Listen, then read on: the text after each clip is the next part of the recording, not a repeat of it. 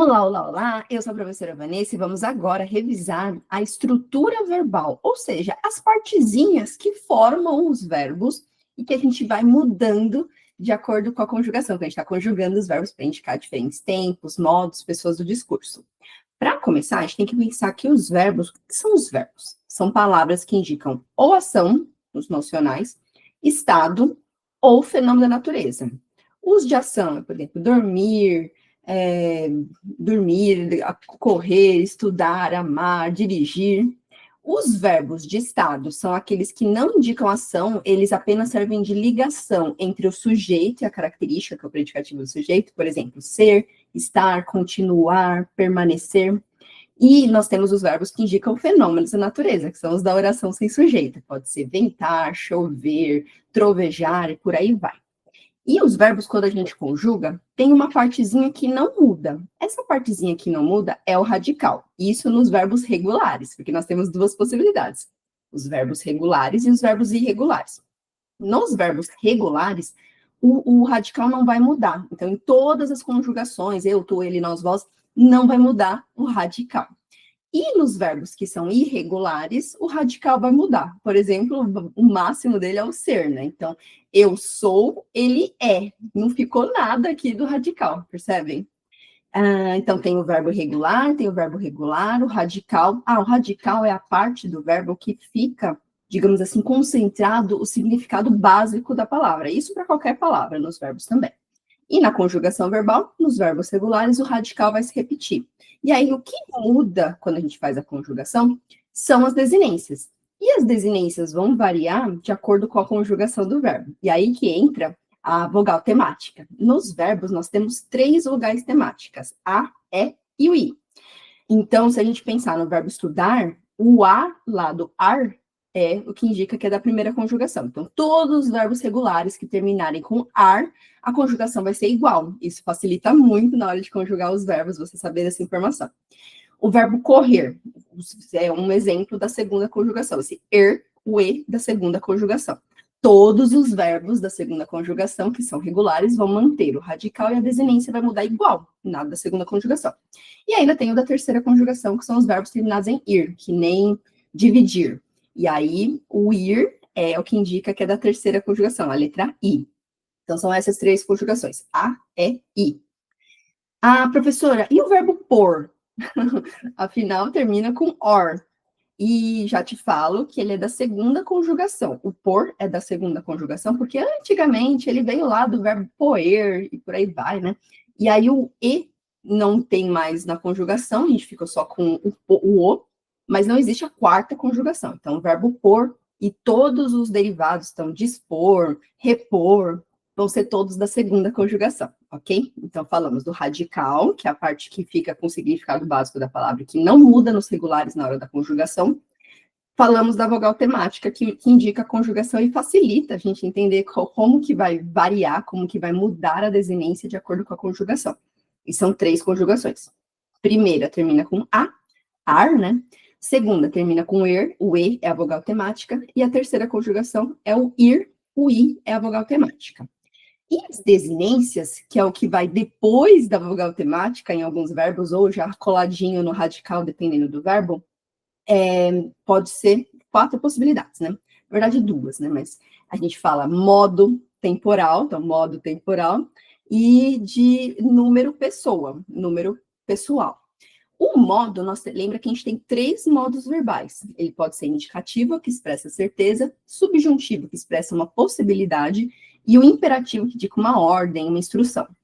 E os tempos, a gente tem presente, passado e futuro, e para cada um dos modos tem os nomes dos tempos, né? Então, no indicativo, nós temos 6 tempos verbais, então, presente, futuro do presente, futuro do pretérito mais que perfeito, pretérito imperfeito, pretérito perfeito, e faltou algum.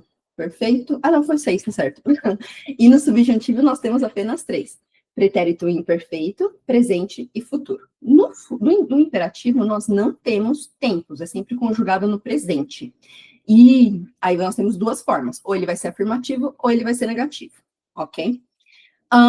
Falei das desinências no modo temporal, e aí o da pessoa do discurso, que são as número pessoal, número porque pode indicar singular ou plural, E pessoal, porque pode indicar primeira, segunda ou terceira pessoa do singular ou do plural, né? Então, a primeira pessoa é o eu ou nós, singular e plural, tu ou vós, singular e plural, e ele ou eles, singular ou plural, né? Muito bem. Então, basicamente, essa é a estrutura dos verbos: radical, vogal temática e as desinências. Parece muito fácil, né? E na verdade com o tempo, conforme vocês forem treinando, vai ficando mais fácil. Vou mostrar aqui o meu arquivo para eu mostrar alguns exemplos para ficar talvez mais concreto, né? Ficar mais fácil de acompanhar. Então, estrutura dos verbos: radical, vogal temática, desinência, modo temporal, desinência, número pessoal.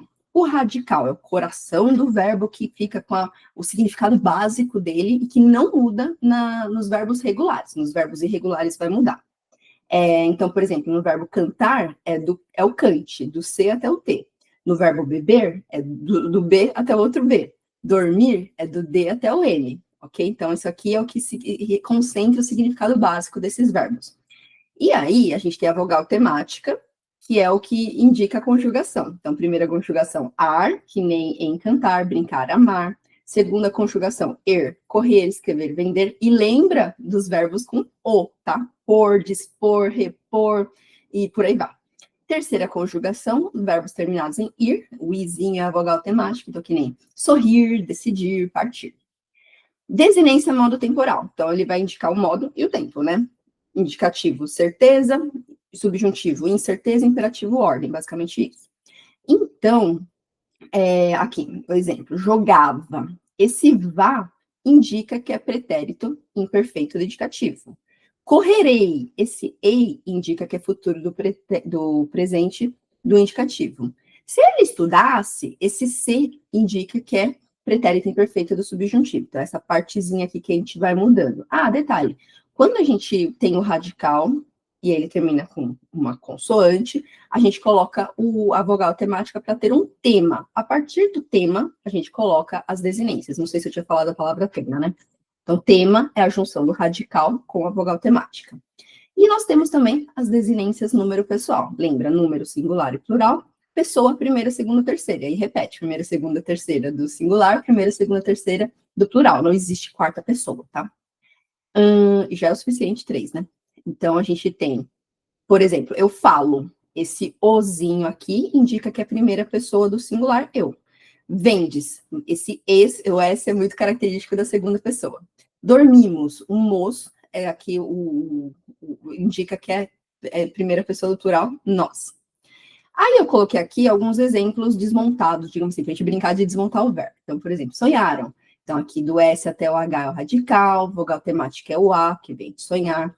Desinência modo temporal é o urá, e desinência número pessoal é só ali o Mzinho do plural, do final, que indica que é a terceira pessoa do plural.